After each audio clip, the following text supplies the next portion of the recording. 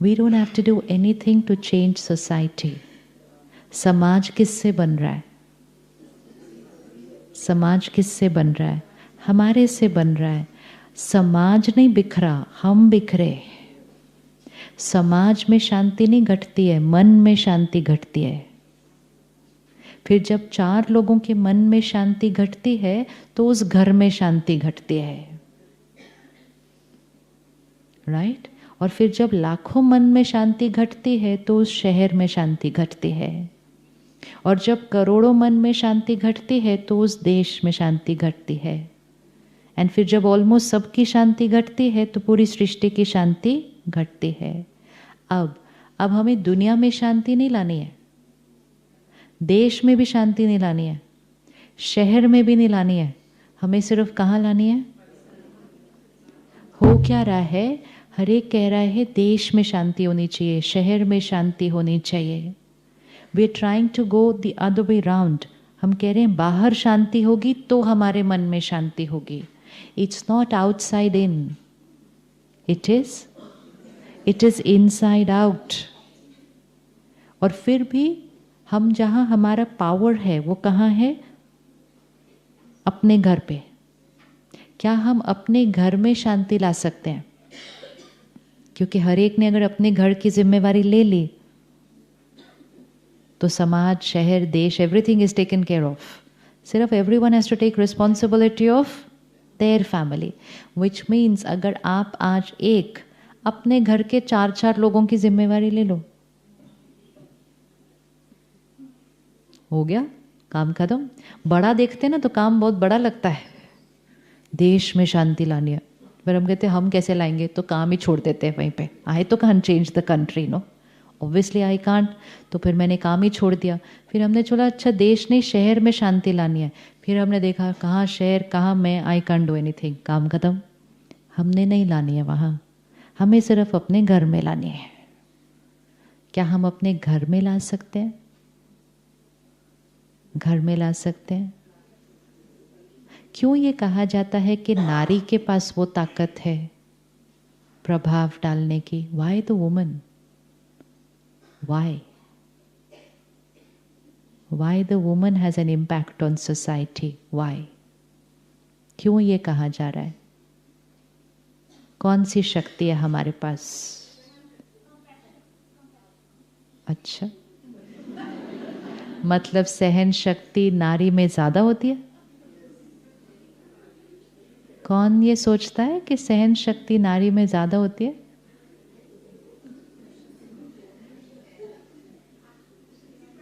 Compassion ज्यादा होता है? Yes? No, no, no. Soul के संस्कार हैं.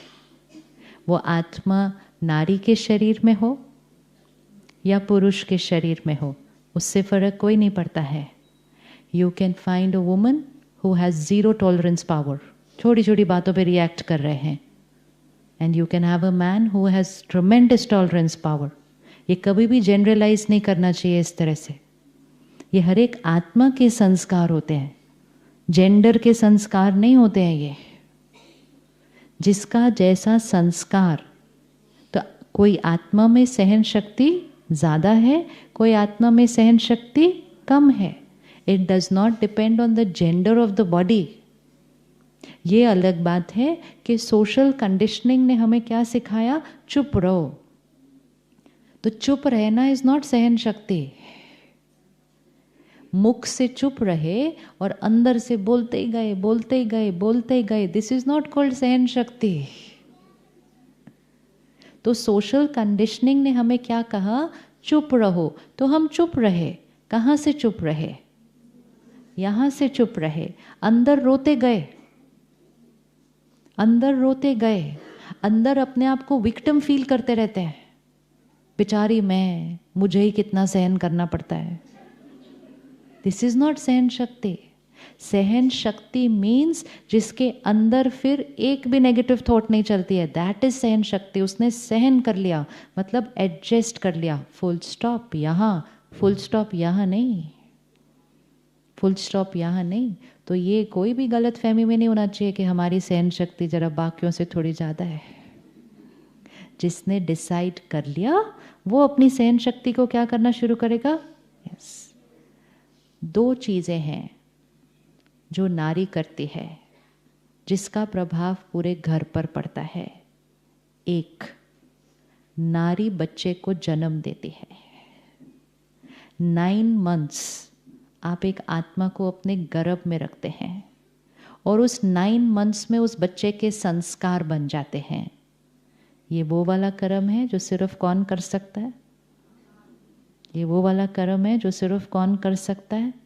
So the power to influence the संस्कार of the individual, चाहे वो बच्चा आगे बेटा है या बेटी है, doesn't matter, लेकिन the power to influence the संस्कार of the individual only lies with the mother in those 9 months. अब वो 9 months में अगर मदर अशांत है, परेशान है, डरी हुई है या दुखी है तो वो वैसे बच्चे के संस्कार बनेंगे। और वो 9 months में अगर वो माँ पीसफुल है, हैप्पी है, टॉलरेंस पावर हाईएस्ट है, एडजस्टमेंट पावर हाईएस्ट है, तो फिर उस मदर का बेटा हो या बेटी हो, it does not matter, tolerance power highest होगी उस बच्चे की। तो प्रभाव किसने डाला। माँ ने डाला। दो चीज़ें हैं। एक, माँ उस बच्चे को 9 महीने गर्भ में रख के अपने संस्कारों का प्रभाव डालती है। आज समाज में जो कुछ हो रहा है, हर एक इंडिविजुअल किसी का बच्चा है। हर एक इंडिविजुअल, डजंट मैटर मैन और woman, is someone's child. It's someone's child.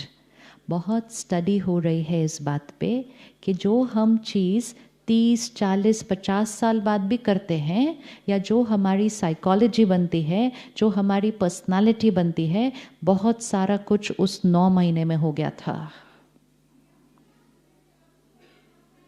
Which means उस 9 महीने में अगर किसी की जीवन बड़ी उतार चढ़ाव वाली रही और उस वजह से उसका मन भी बड़ा ऊपर नीचे रहा, तो हो सकता है उसके बच्चे का मन भी थोड़ा सा, क्योंकि डायरेक्ट प्रभाव। हम सब ने अभिमन्यु की कहानी सुनी ना, तो अभिमन्यु ने सिर्फ वो एक कहानी नहीं सुनी थी।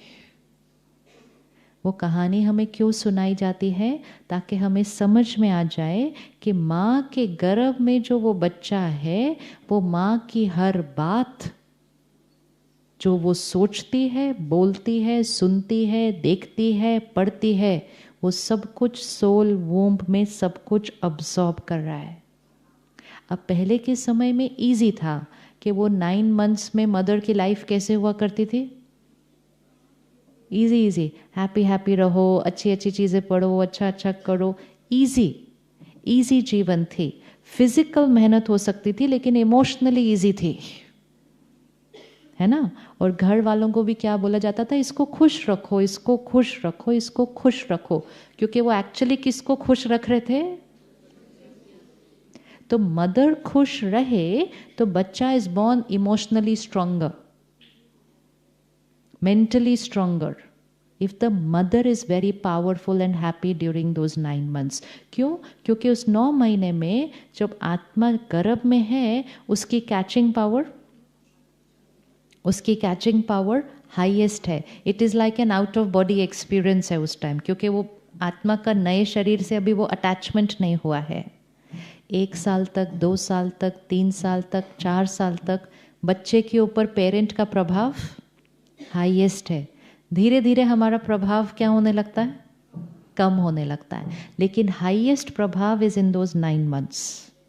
इसीलिए woman influences society the most, क्योंकि woman is giving birth to every individual of society. तो वो 9 महीने, अब जब समाज बदला एंड मेजोरिटी मदर्स उस 9 महीने में वर्क पे जा रही है, and which is also fine. फिर डॉक्टर्स ने कहा कोई प्रॉब्लम नहीं है, आप लास्ट डे तक काम पे जाओ। तो बहुत सारी मदर्स लास्ट डे तक काम पे जा रही हैं, बहुत सारी मदर्स काम से ही हॉस्पिटल जाती हैं सीधा, विच इज ऑल्सो फाइन।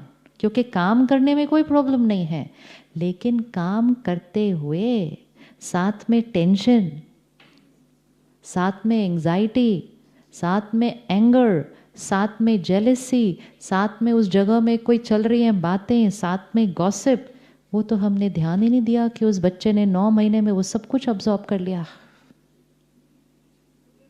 हम तो 9 महीने काम कर रहे थे, काम करते करते करते करते उस बच्चे ने क्या कुछ अब्सॉर्ब कर लिया। फिर वो एक फेज आया, अब एक फेज आया कि हमारे हाथ में फोन है, तो वो मदर 9 महीने क्या अब्सॉर्ब कर रही है। ये सब बहुत फनी लगता है ना, but that is affecting the next generation, that is affecting the next generation. एक समय था जब वो मदर को कहा जाता था देवी देवताओं की फोटो लगाओ, सिर्फ वो ही देखो, और क्या बोलते थे, श्री कृष्ण की फोटो देखोगे तो बच्चा कैसा आएगा।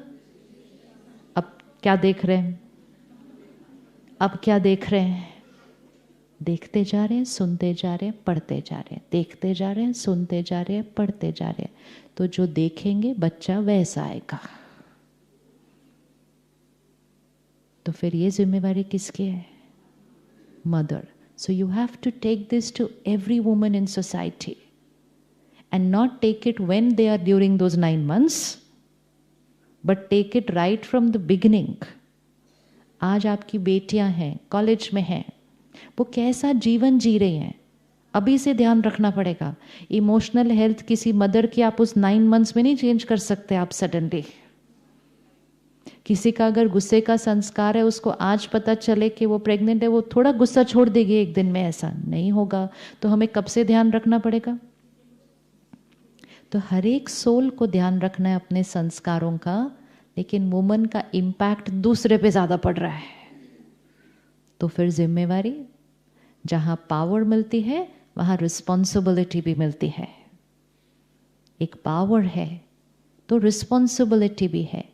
तो फिर हमारा खाने का तरीका, पीने का तरीका, कपड़े पहनने का तरीका, सोचने का तरीका, बोलने का तरीका, जीवन जीने का तरीका सिर्फ हमारा नहीं है। It is now going to become the personality of a next individual, और वो नेक्स्ट इंडिविजुअल कल का समाज है, कल का समाज है।